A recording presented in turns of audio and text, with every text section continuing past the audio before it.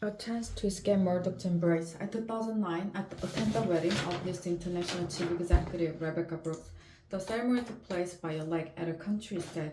I stood next to TV presenter Piers Morgan, while Paul Deck, Daily Mail editor, was few yards away. Few yards away.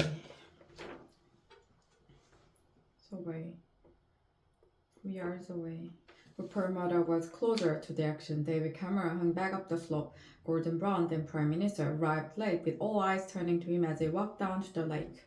At the reception, I had a brief conversation with Mr. Cameron. I said I hoped he would not win the upcoming election, but that if he did and if he wanted to act to improve political debate and standard in the press, I would support him. For some time, the journalist in me has known that the relationship between politics and the media was not serving the public.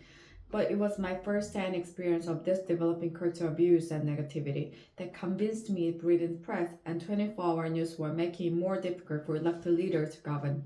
It's got worse, hasn't it? He said. I replied that he would be a much stronger prime minister were he to take office, not feeling he owed anything to the big media groups.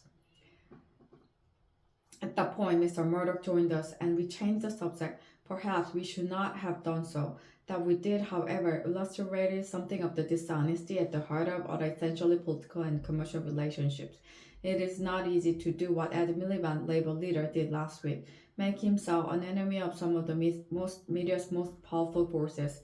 He was right that Labour got too close to News International, but he was also right that given the media bias against it, he knew why we tried to level the playing field.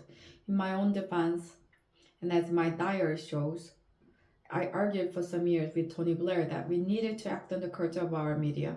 At one point, he ticked me off, asking that I not make my views so obvious in front of Mr. Murdoch, his son James and Lessington, then chief executive of News International. Ultimately, Mr. Blair thought the press had become a problem, but that given all our other priorities, people would not understand our taking them on. He also thought it would look like revenge for the fact they would had turned against it. And there were political considerations too. Trying to govern and win the election is hard enough without the press being against you. I accept that for all of us, at times media support was something we created at the expense of positions of principle on media issues. But that trap has now been sprung. The latest revelation have forced the police, News International, and the government to act. The police will now be more vigorous.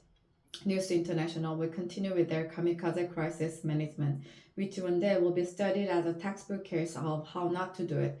But the most important development are the prime minister during inquiries into press practices